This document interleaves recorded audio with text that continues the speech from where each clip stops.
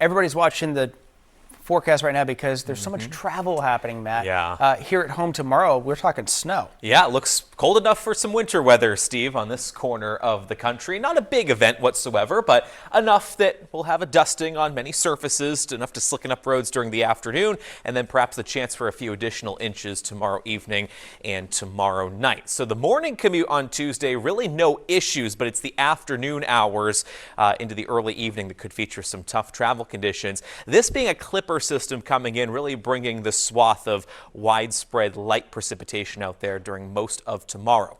One feature we'll be watching closely, likely not having a big impact here in New Hampshire, but not too far away from us to our neighbors to the east in Maine, is this. This is called a Norland Trough. It's basically a very thin axis behind an area of low pressure where the winds converge, and it could create this corridor of some heavy snow bands, likely it's somewhere over the Maine coast, extending back into the western Maine mountains. There's the chance that this could also prolong the snow a little bit longer in, say, the Mount Washington Valley and portions of the White Mountains, but again, not likely to be a huge problem in our area. With that said, there certainly is the chance for some significant accumulations not too far from the border with Maine. In fact, parts of central and mid-coast Maine could pick up over a half foot of snow thanks to that feature through early on Wednesday morning, and likely we'll see some enhanced snow totals over parts of Carroll County to areas just north of Lake Winnipesaukee. Really much of northern New Hampshire could pick up 3, 4, 5 inches of snow out of this event. A very manageable light snowfall for central and southern New Hampshire.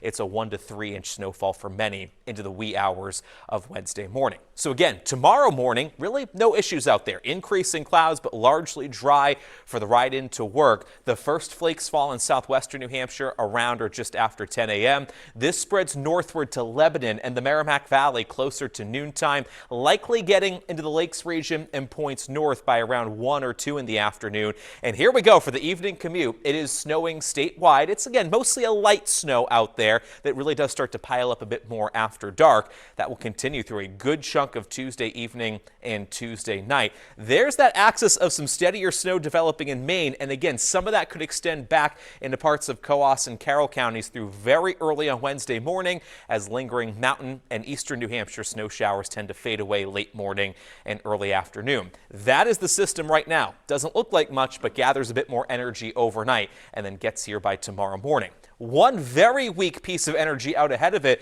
bringing some snow showers to the northern Green Mountains and Burlington, Vermont tonight, may clip the North Country with a couple of flurries around or just after dark. There goes the setting sun in Manchester, 30 degrees right now. Bit of a breeze, starting to tail off a bit compared to some of the gusts we had earlier on today, but still making it feel like it's a good 5 to 10 degrees colder than what the thermometer reads. Overnight, teens and 20s, so plenty cold tomorrow for this to be an all-snow event here in New Hampshire. Mainly dry during the morning, but noontime and on, impact weather as the light snow will continue to fall.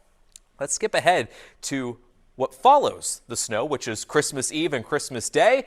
We're really timing this up pretty well with the holiday. In fact, Christmas morning, you might get a couple of festive snowflakes up in the North Country, but otherwise a pretty quiet day of weather with some sunshine, a bit of a building breeze out there, but really can't go wrong for travel locally, either Christmas Eve or Christmas Day. Now, what follows the holiday is a stretch of some active weather, perhaps starting as early as Friday night or early Saturday morning with a system that could bring some light snow and maybe even a bit more rain or wintry mix on Sunday. So if you're thinking about traveling home from the holidays, Steve and Monica, it looks like Friday during the day is the best time to do it when it comes to weather, as Saturday and Sunday could have some iffy hours with some more winter weather in our area. All right, good to keep in mind. Thank you, Matt.